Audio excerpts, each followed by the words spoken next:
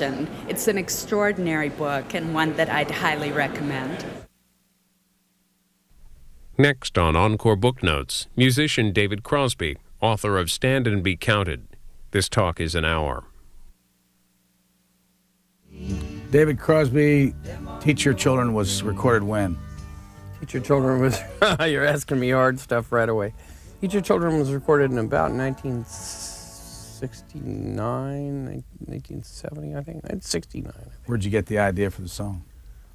It's Nash's song, and he got the idea for it from something quite natural that all of us have, which is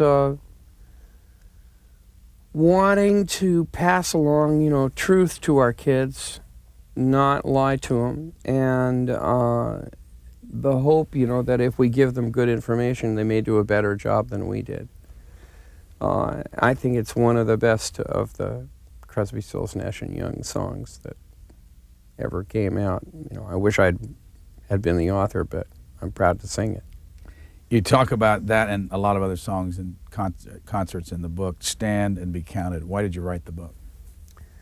I wrote the book for several reasons. One, because we found, David Bender, my co-author, and I found that no one else had written anything about it. I have always been, sort of an activist, at least since, quite a ways back there. And I've always been fascinated with, human courage, with people having the guts to stick up for what they believe in. And when it occurred to me to maybe try to write something about, benefits, peace marches, civil rights demonstrations, and the use of music as a focal point for those, I said, David, has anybody written anything about this? And he came back, he said, no. I said, come on. He said, no, there isn't anything, not a word. So then we looked at it, and, here's the two major, phenomena of the last 50 years in the United States, are probably, in some people's view anyway, the civil rights movement and the Vietnam War. Well, the civil rights movement was activism, entirely. That's what fueled it. That's what Martin Luther King was, and the Vietnam War was strongly affected by activism. And nobody had looked at it from the point of view of how does music affect, how was music used, to gather people in these causes. And we started looking at it further, and it just fascinated us, so we couldn't help write it. When's the first time you ever did a concert for a benefit that had something to do with politics? Politics... or something affected by politics. So, politics is a different issue. We have to get into that one. That's where it really gets tricky. The first time that I remember doing a benefit was, I think the first one might have been one that Nash and I did for Jane Fonda for a thing called the Winter Soldier investigation, which was fueling the exposure of the My Lai massacre.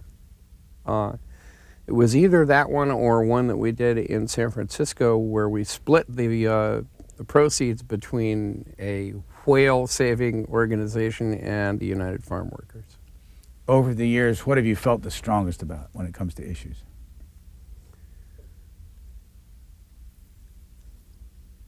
I feel pretty strongly about all of the ones that I get involved in. I think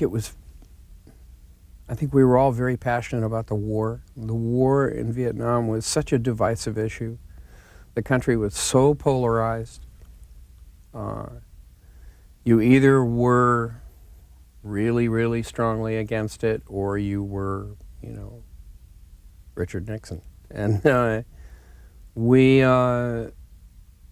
think probably that was the strongest fuel, although after Kent State, it was pretty hard not to have that be paramount, in our minds. When a country starts shooting its own children, that something is not right. How long have you been playing music? Let me think now. Since I was about 6. What year was that? Right after the Civil War. About 1947? How accurate! How accurate you are, sir. Yes, about that. Why did you get into music? My parents played music. My mom sang in choirs. My father played the mandolin. My brother played guitar. We used to sing folk songs around the fire at night. You know, we were just a musical family. Where did you grow up? I grew up in Los Angeles up until about 5th grade, and then moved to Santa Barbara, which is a wonderful place, and I still live near there. What did your parents do? My father was a cinematographer, that's a cameraman in film. He won one of the first Academy Awards they ever gave out for a film called Taboo. Did you ever see High Noon? My father shot High Noon. He was a very, very good cinematographer. How about your mom? My mom was a mom. She came from the days when moms were moms, and that was all moms got to do. And she was a very sweet lady, very artistic. I think she could have been a good poet or a good painter, either one. Did you go to college? 1 year, but they threw me out. I have to confess that I was thrown out of almost every school I was ever in. Do you know why? Oh yes, I know why. The question is, will I tell you? I was somewhat of a disciplinary problem. I think they used to say I was a disruptive influence. Do you know why you were a disciplinary problem? Where did it come from? I think I didn't deal well with authority. Of course, now that I'm grown up, it's all completely different. No, not really. That character still is there, I think. On page 67 of your book, there's a couple paragraphs. Take me a minute or so to read it. It seemed to touch on a lot of different things, including your own life. If you don't mind, I'll read it and then ask you break it down for us. You say, at the risk of calling into question my own current choice of staying straight, I still believe we were right about acid and we were right about pot. They did blow us loose from the past, and they did give us a new perspective, a way of setting ourselves apart from the rest of straight society. There's a kind of knowledge that acid gives you on a cellular level about what's really going on with birth and growth and death and everything else. Like it or not, it's true that psychedelics are a way, not the only way, but clearly an effective way of gaining tremendous insight into life. The government lied to us about so many things that we just assumed that everything it said was a lie. Quote, if you take that acid, you'll stare at the sun and burn out your eyes. Unquote, you say wrong. Quote, if you take that acid, you'll have bad babies. Unquote, you say wrong. Quote, if you take that acid, you'll immediately think you can fly and jump off a building. You say wrong. So when they said that marijuana was a gateway drug and would lead to harder drugs, we just went right, just like all the other stuff you told us that wasn't true. That's definitely me. What's all that about? I think, it speaks for itself. I've, of course, as you well know, got involved with much harder drugs and had to make a choice to not do anything in order to get away from those drugs. I found out that I was one of those people who was sort of built with no brakes. And so it doesn't serve me well to do anything. I don't even drink a beer. But I have found that in ignorance and in an overzealous attempt, to be anti-drug, that people in the straight world, particularly governmental sorts, tend to lump it all together. Drugs, bad, get away. Well, drugs are all different. They're all completely different. Their effect is different, their source is different, their level of involvement in your life is different. I have said this many times, and I will say it again, even though I personally make the choice to not do anything. If my child came to me and said, you know, Dad, I'm going to go out and buy a quart of Jack Daniels or a quarter pound of pot, what should I do? I'd say, hang on, I'll get you the pot. Because I think booze is far more damaging to you, you know. So I think, you know, drugs are a complex issue, you know, and I personally think that the best way to go about it is to not have to do any at all, to just tune yourself to the kind of consciousness you want and stay there, which you can do. It doesn't have any side effects, and you don't have to pay for it. I like that way. But I don't approve of a lot of the way it's being dealt with in this country. You know, not that it has much to do with this book or activism, but no, I don't approve of how it's being dealt with. I think overzealous people, you know, have put in mandatory sentencing laws that take that make it so a judge can't be a judge. They're sentencing people, you know, to 10 years for 2 joints down in Texas still, and it's a joke. It's a joke. You know, it's a bad joke. I don't know, you know, when and if we'll be able to, you know, straighten it out and get sane laws, you know, that separate out the various issues. You know, obviously, I think you should come down on coke and heroin as hard as you can.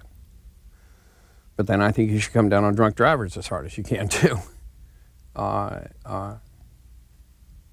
It's, you know, it's a complex issue. When did you stop? 1985, December 10th. What was the reason? They put me in prison. For what? Dope and a gun. In Texas. And how did they, what were the circumstances? I got busted. Were you playing music at the time? Yeah, I got busted repeatedly, and you know, one time I finally got busted, and it wasn't, you know, something I could get out of, and I wound up doing a year in prison. Again, not that it has much to do with this book, but it served me well in terms of, you know, experience. What did you do during that year? I read a great deal. And I had the time to, you know, figure out who I was again. What did you find? Found somebody I liked that I had lost.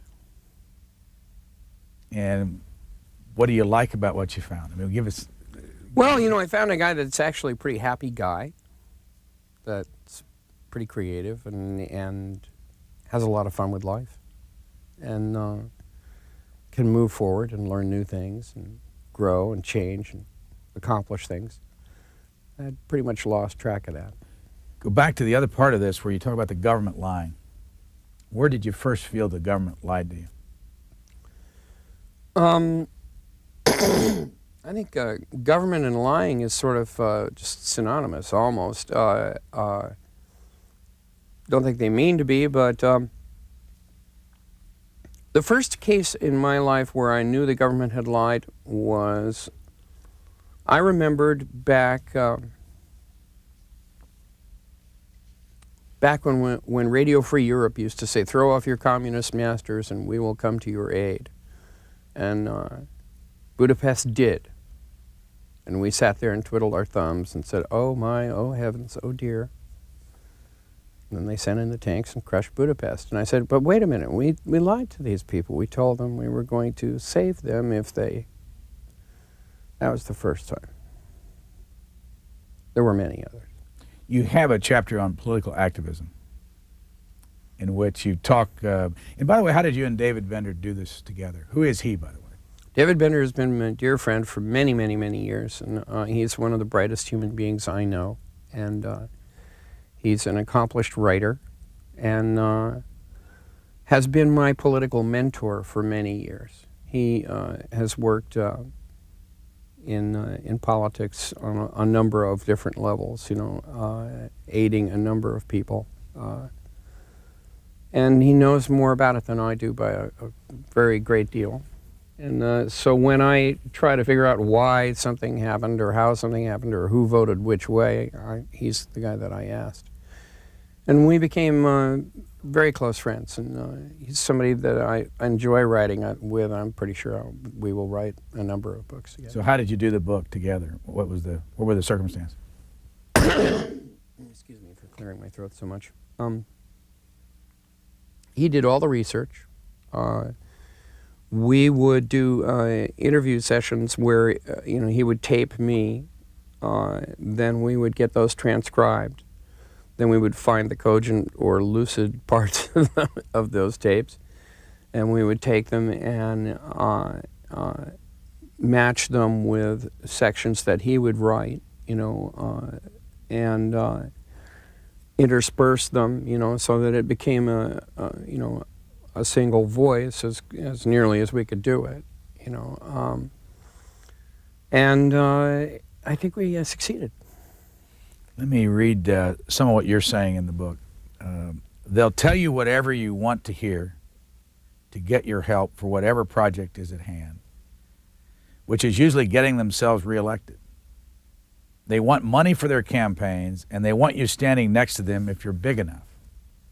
I've done it only rarely. It's a very dicey proposition. A few candidates, Ted Kennedy is one who comes to mind immediately, have stood up for principle, at least the principles that matter to me, and I've never regretted supporting someone like that. Others, like Bill Clinton, talk a pretty good game, but when push comes to shove, they find some way to wiggle out of the commitments they've made. That's fair. Explain more of this. Have you been asked often by politicians to stand by them? Entertainers get asked all the time. There's a thing that you may not know, which is that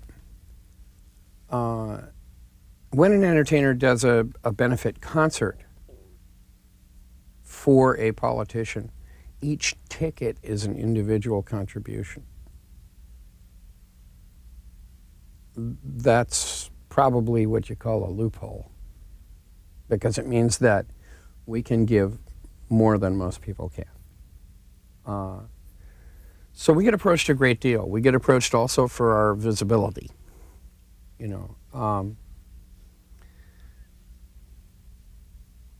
My opinion of politicians, varies from day to day, and it depends on which one I'm talking about, too, because there are, like any group of people, they have all kinds. There are guys in there that I think we should run out of town on a rail, and there are people who are pretty much, of good conscience, but caught up in a bad system.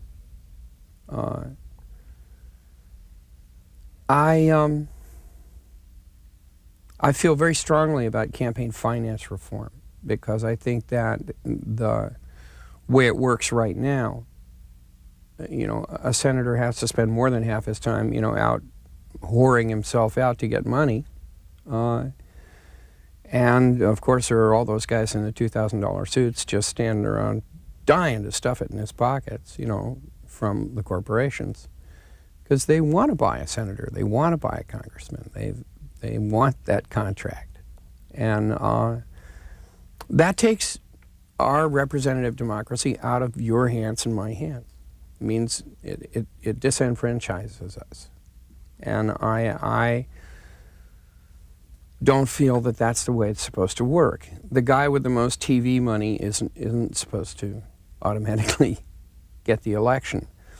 The people who framed the Constitution did so in the Gutenberg age. And they did not envision the power of television, the power of mass media. And until we correct for that, until we make it so that there is a system, and I'm not smart enough to design the system, I don't know what it is, but until we can make a system that makes it so you can't just get $100 million by promising all kinds of unscrupulous behavior, and take that $100 million over here and buy TV time and win the presidency, like that. This system's out of whack. I mean, that's what's going on right now. That's what's going on right now in this election, right now. both sides. You know, a plague on both their houses. They're both doing it. And I know that's not how it's supposed to work, and I think most of the people in the United States know that's not how it's supposed to work. Everyone that I've ever talked to about it says, nah, why should I vote? You know, for Christ's sakes, they're just buying it with, you know, throwing $1 million bills at them. What the hell good is my vote going to do? Well, that vote is the key. The single vote of the informed electorate in its mass, in its totality, is how this government is supposed to work. And it isn't working that way. And until we fix it, we got a mess. As we tape this interview, you are coming off of a 34-city tour? Seems like about 134, but yeah, something like that. When did it start? Geez, right after the Civil War. A long time ago. I don't remember. Like the first of the year? Yeah, something like that. And what group is now, as you went around, who was the group?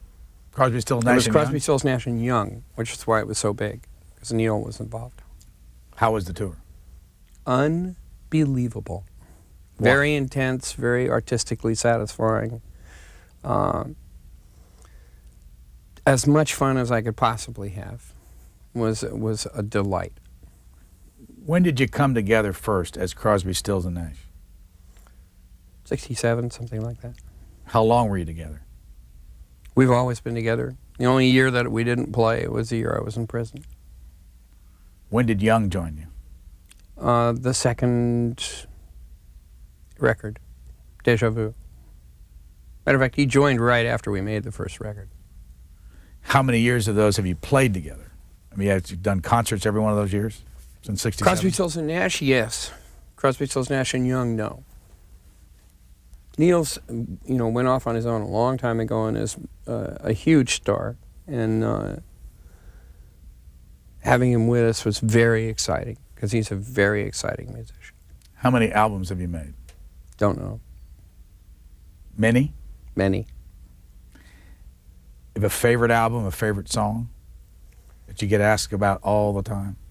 Asking the guy what his favorite song is sort of like saying, what's your favorite child? It's very tough to pick one. Well, let me ask you the other side of that question, one that you always ask. I mean, you say, oh, here we go again. It's too many. We have dozens, of songs that were the soundtrack to people's lives. I think that's why the tour was so strong, Soundtrack to people's lives. Let me run a bit of a song that you made. You referred to it earlier on Kent's.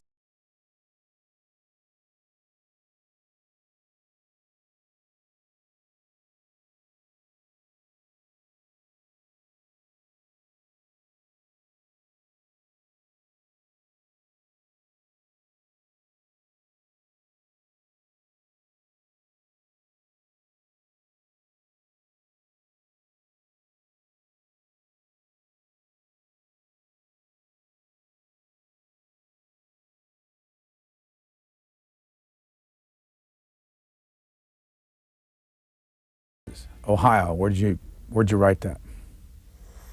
Neil wrote it in a place called Butano Canyon.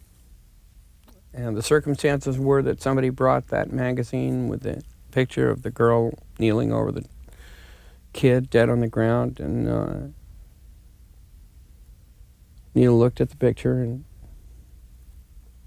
thought for a little while, and then he wrote that song. And we went immediately into the studio and recorded it, and we felt so strongly about it that we put it out right away. As a matter of fact, Nash did an incredible thing. We had Teach Your Children going up the charts like a rocket as a hit, and Nash took it off the market so that so that Ohio could go on in its place, because we felt it was that important.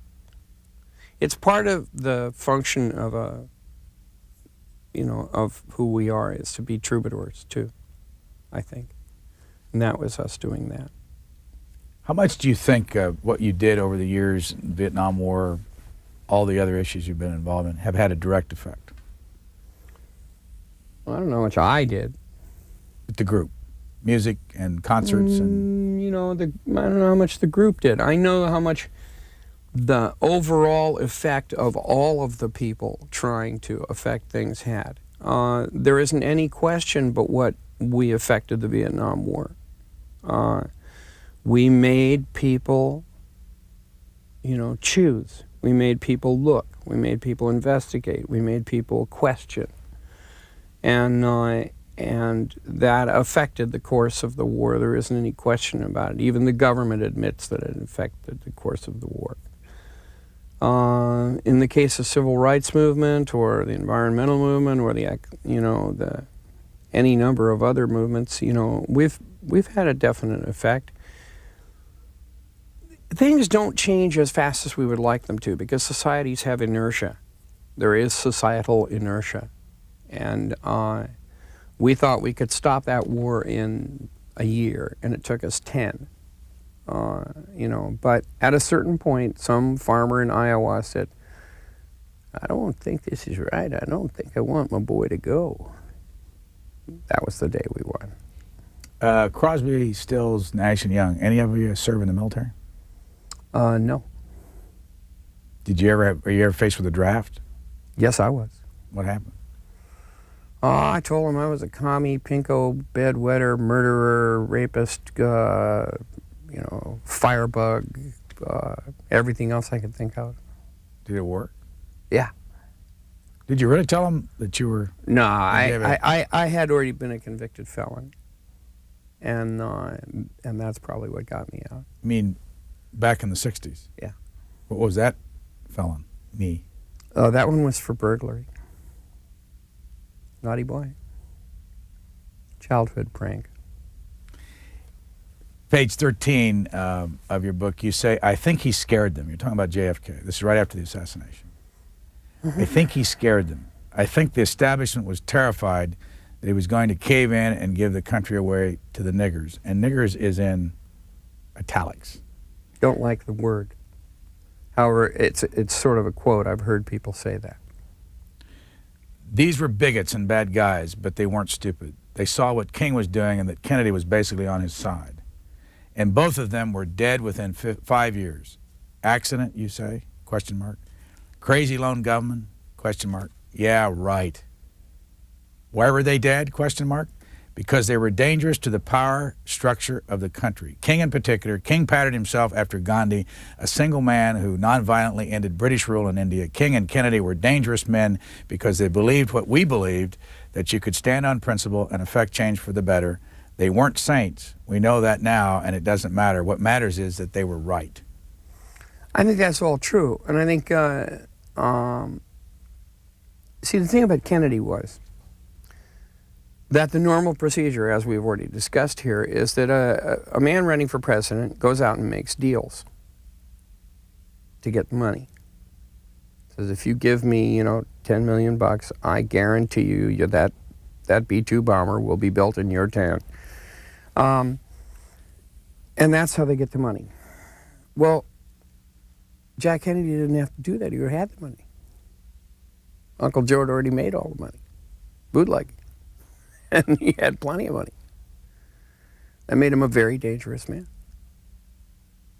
He did not have to make the normal sorts of deals that every other president has had to make. And that gave him an independence. And then he got his brother in there, an attorney general, and it was starting to look pretty dynastic and pretty tough. He was starting to mess with things that were established patterns in this country, established power bases. And he didn't have to go to them hand in hand. So I think they did view him as a very dangerous man. You've screamed out at a concert or two, the Warren Report is a lie. I firmly believe the Warren Report was a lie. Don't you? What happened? What happened? Good question. I believe some very wonderful people. Dalton Trumbo directed it, and Robert Ryan and Will Geer acted in it. I mean, if I got out of their deathbeds with cancer to act in it. There was a movie called Executive Action, and I believe it told pretty much an accurate story of what happened. I think it was a hit, and it certainly wasn't a lone gunman. You know, if you watch the Zapruder film, the guy got hit from two directions. There's no question about it. Also, I've been there and stood in Dealey Plaza behind the fence, and I could have hit him with a handgun. It's not very far. How did you get interested in Tibet? The same way most people do, man. It's beautiful. It's one of the oldest, most beautiful cultures on earth. One of the world's great religions, Tibetan Buddhism. And I think, I feel the way a lot of people do, that we're watching it be stamped out by, the people who are running China, successfully stamped out of existence. You say in the book you're married to Jan, a Buddhist. Oh yeah, she does practice Buddhism, yeah. Is it all tied? Is this all tied together? Your interest in that, and No, I've always loved Tibet. what does it mean to be a Buddhist? I'm not qualified to answer, man. But go back to the Tibet. I mean, Tibet has about 6 million people. I think it's 2 million inside and 4 or 5 million around the edges, and it's inside China. Why is it you choose Tibet, say, over Rwanda? I didn't choose it, and it's inside China because China took it. It was its own country, a beautiful country of its own, with its own culture and its own religion, and it doesn't deserve to simply be absorbed by the Chinese because they're big. Nor should we allow them, favored nation trading status and everything else just for, big bucks, and say, oh, it's okay if you trample your own people and steal a country or two. It's all right. Just buy enough of these TVs and everything's fine. I don't approve of that. And I don't have to. I'm not gonna. I think it stinks. I was at a rally on the Capitol steps about it, and some aggressive woman reporter came up to me and said, what do you think you're doing here? You're not going to get China out of Tibet. Get real. And I said, you're probably right. I said, but I am not able to sit idly by and just let it happen any more than I would have sat idly by in 1939 and said, they're just Jews. It's not my style. How do you decide what concerts you'll be involved in for what causes? It's very difficult. You have to prioritize. We get asked, people who are known to do benefits get asked, to do 100 a year, easily.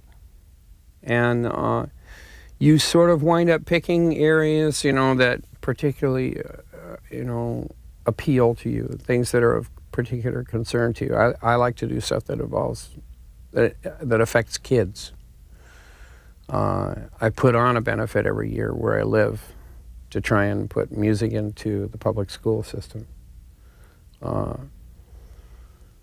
But, I do a lot. I've done a number of things for Voters for Choice. I do ones that affect the environment. I do, most areas, the one where I'm most careful is politics, and for reasons that we've discussed. One of the things you talk about in the book is a motor voter. Did you all have something to do with that? It's something that we strongly approve of. Registering people to vote any way you can do it. I don't care if they do it at McDonald's. If you can get people registered to vote, do it. We need This country is based upon, and it says in the papers there, an informed electorate that are willing to be involved, that are willing to go out and vote. That requires A, that they be registered, B, that they be informed, and C, that they believe in the system.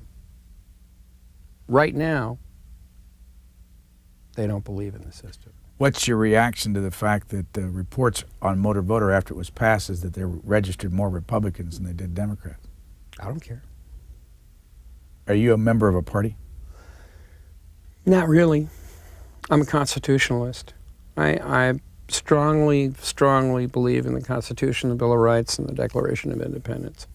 I have voted Democratic more than I've voted Republican. Let's put it that way. But I'm deeply disturbed by stuff that I see going on in both parties.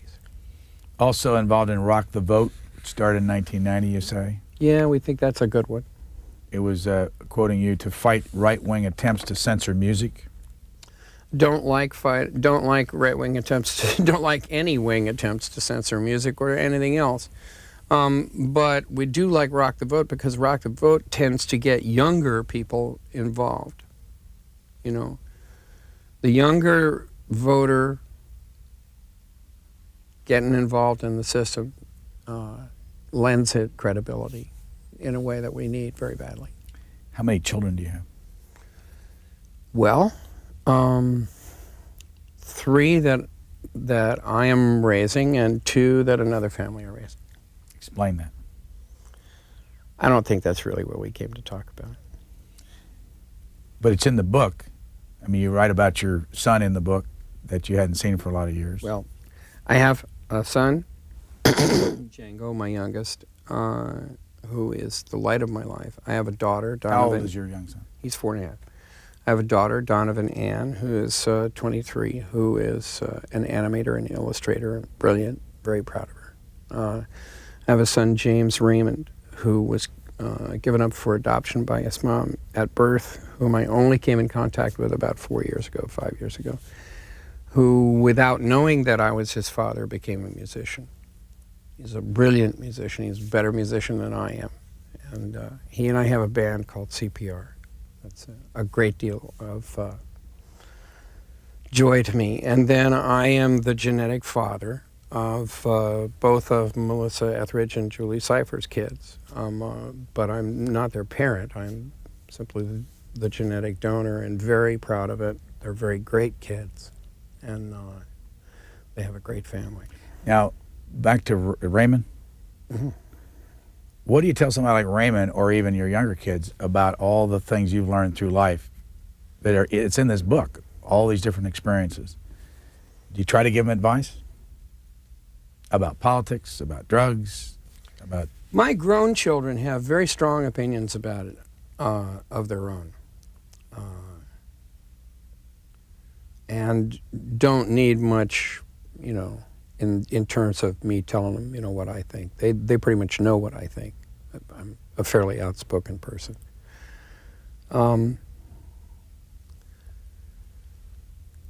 What I'm going to tell Django as he grows up, you know, I'd rather show him than tell him.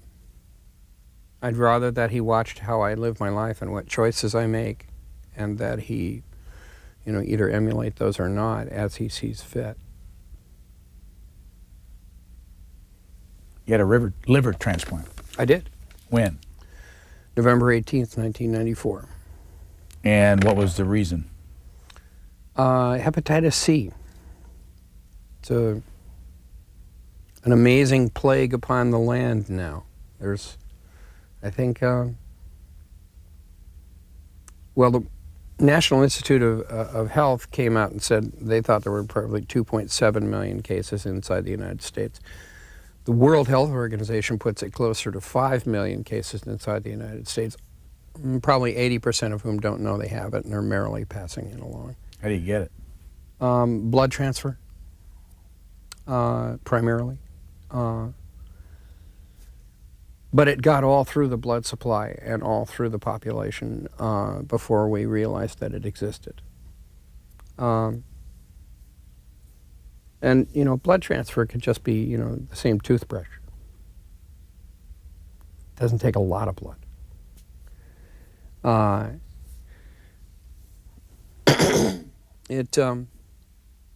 In the rest of the world, they think there's probably 120 million cases, almost all of whom don't know they have it.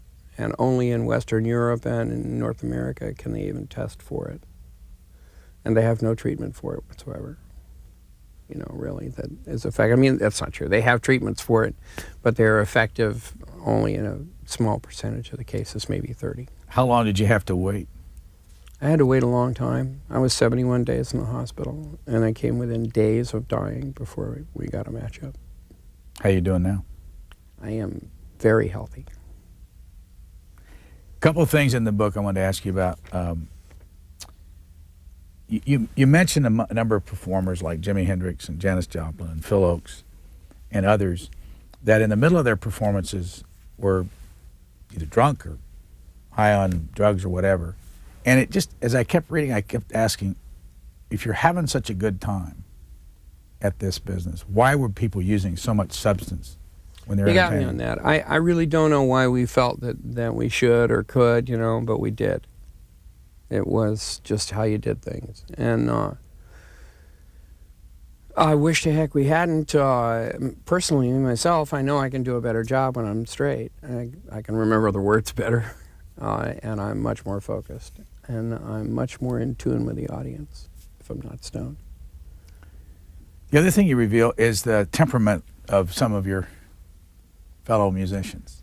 I mean, the stories like, I'm remembering one where Madonna was coming into some event and her bodyguards, I can't remember the person, forced some well-known entertainer to look the other way when she walked by. Do you remember the story? Yeah, I do. Who was it?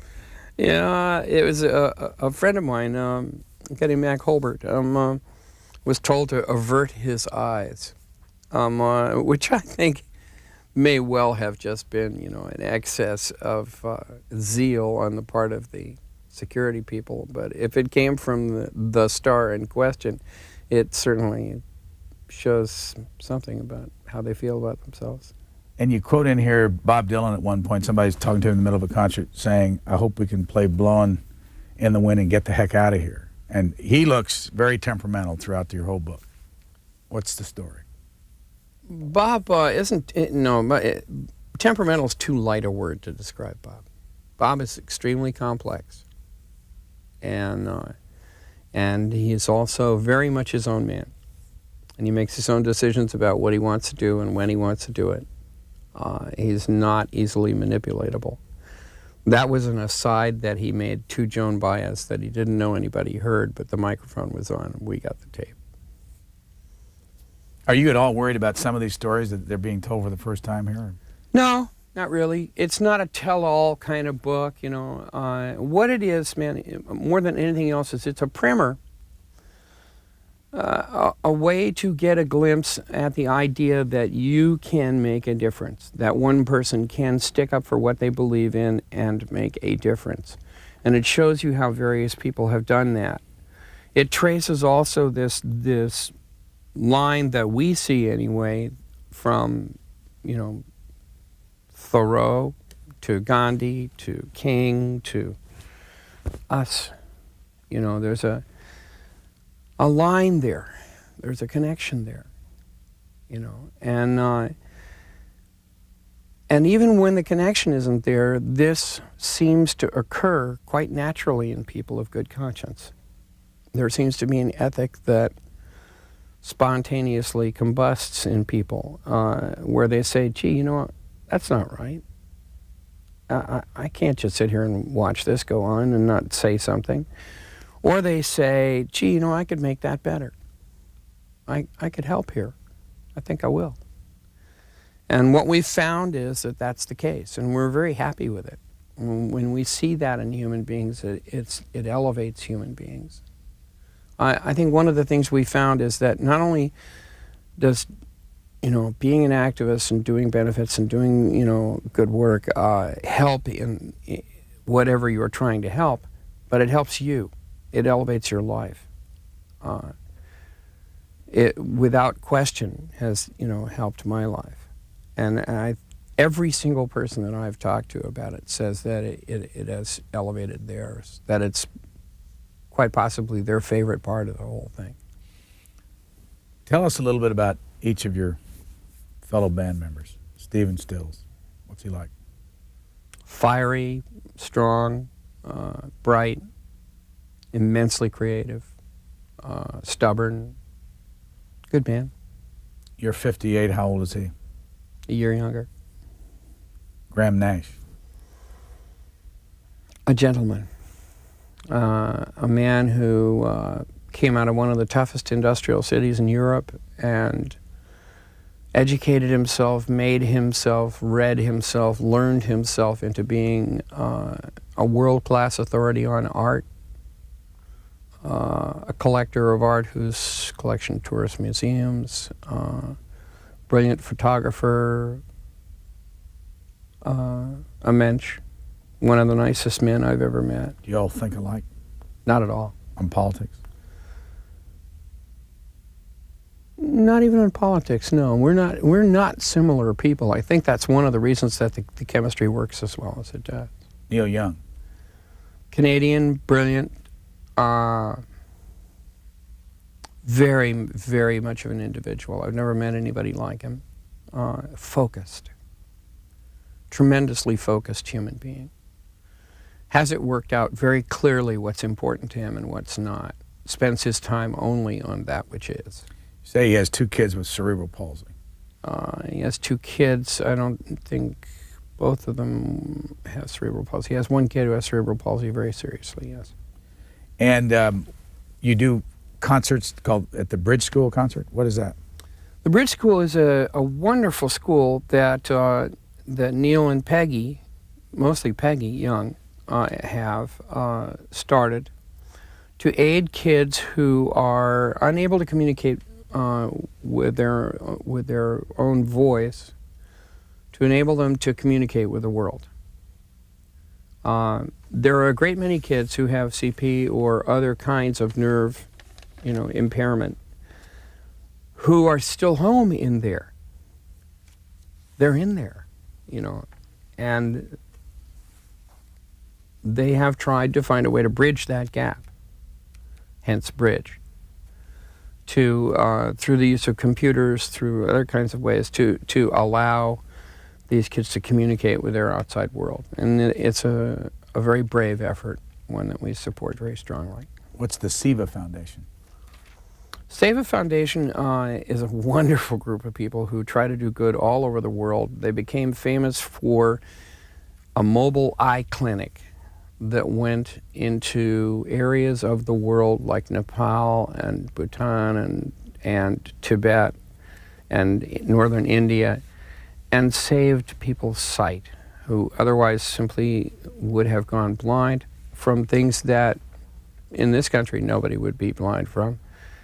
Glaucoma and stuff that we can operate on here, nothing, no problem. There, no surgeon, no lab. So they flew one in. When you do these concerts and you talk about a lot of the money that's being raised, how do you assure yourself that somebody's not ripping people off? We do the homework. In what way? Well,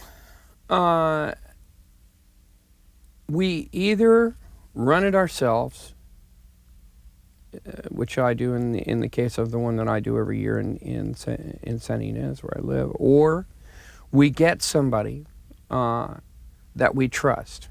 There's a guy that many of us use named Tom Campbell. He runs an outfit called Guacamole. Tom's a pretty amazing individual. He is currently out there planning the Earth Day celebration tomorrow, where I'm going to play. And he has done stuff from as few as 50 people up to the Muse concerts, where we filled Battery Park with 250,000 people after doing 5 nights at Madison Square Garden. He's a very honest man. He's pretty much of a curmudgeon, but definitely an honest man. Isn't he the one that threw Paul Simon off the stage once? Might be. You tell that in the book. Might be. What happened? I don't know. I wasn't watching. Yeah, but you say in the book that that's never been told before. I don't think it has been. I don't think he knew it was Paul. You don't think to this day he knew it was Paul Simon? I think he found out later, you know. Why did he throw him off the stage? He probably didn't have a path. We tend to do that, you know. If you think you're very recognizable, you don't wear your path. You know, you assume that your face is your path. I do that all the time. Why is it so many, and I'm taking it from your book, so many stars are so temperamental? I don't know if we're temperamental. I think it's more complex than that. You know, we tend to be strongly opinionated. We tend to be intelligent. We tend to be fiercely emotional. And that could be read as temperamental. But I don't think it's as lightweight as temperamental. I don't think it's just a fit of pique and, oh, I can't stand this soup. Just throw it away. I think it's that we're strongly emotional people and we feel things very strongly. And I think, you know, people see that. There's another reference in here. Correct me if I'm wrong. There's a Whitney Houston story about, was it her bodyguards moving Whoopi Goldberg out of the way someplace in one of these concerts? Yeah, dumb move. Why? Whoopi's one of the smartest, toughest, best people on earth. You don't want to be on Whoop's bad side. John Mellencamp is quoted in here as saying, "I don't want any part of any of this stuff." John's a very independent guy, a good-hearted guy. Even though he says he doesn't want any part of any of this stuff, he does Farm Aid every year. Because you know, Farm Aid's a very clean machine. There are benefit organizations, man, very well-known ones. We'll pick United Crusade simply because it's there, that take, you know, 60% of the money for administration.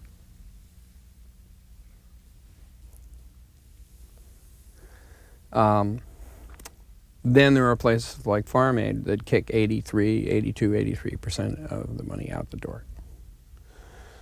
Farm Aid's a clean machine. Farm Aid has the support of everybody that I know of in the entire entertainment industry. Any of us would do it any time. What was the fundraiser that took 11 years to get the money to I think UNICEF? That was Bangladesh. When did that happen? That happened early on. I'm not sure of the exact year, but the problem was lawyers. Shakespeare was right about the lawyers. Now, you raised $13 million. Well, I didn't, but it did, yeah. And it took 11 years to get that money free? Like I said, Shakespeare was right about the lawyers. How many concerts a year do you do now? It varies from year to year, but probably 20. You know, sometimes 10, sometimes more. You know, I do as many as I can fit into my life. Having nearly died, I've realized, you know, that I have a very limited span here, and that time is the final currency. Not money, not power, it's time. And so I try to use every second of my time as wisely as I can, and that means spending a great deal of it with my kids and my wife. And but I believe in trying to, you know, do good where you can. I think it's a good thing to do.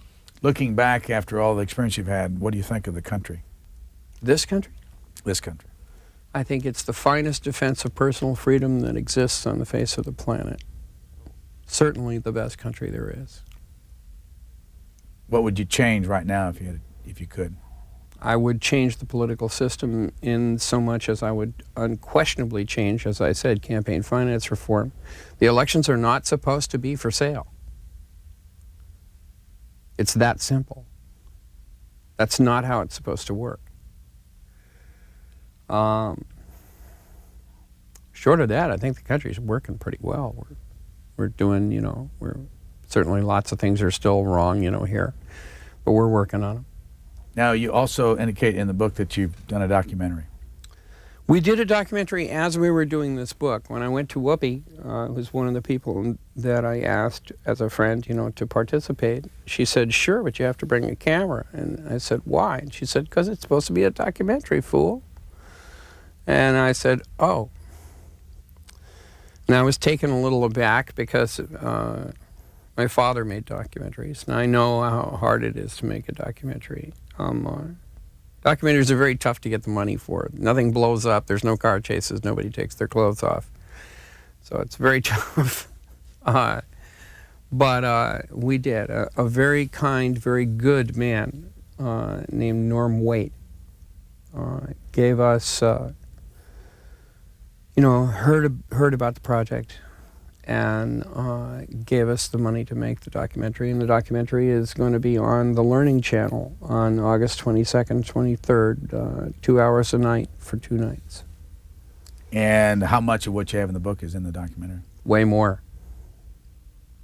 What did you think of all this experience of doing a book? I thought the experience of doing this one was wonderful. It made me look at something that I have always loved. I have always, as I said at the beginning of this conversation, loved the courage, for people to stand up for what they believe in. Doing the book let me take a close look at that. We're going to close with another one of your tunes, Judy Blue Eyes. When did you do this first? That was one of the first songs we recorded. It's like 1967. What's the story behind it? Well, Still says it's about him falling in love with a very beautiful, blue-eyed girl named Judy Who's Judy? Collins. Who wrote the song? Stephen Stills. Our guest, David Crosby, with David Bender for this book, Stand and Be Counted. Thank you. Thank you.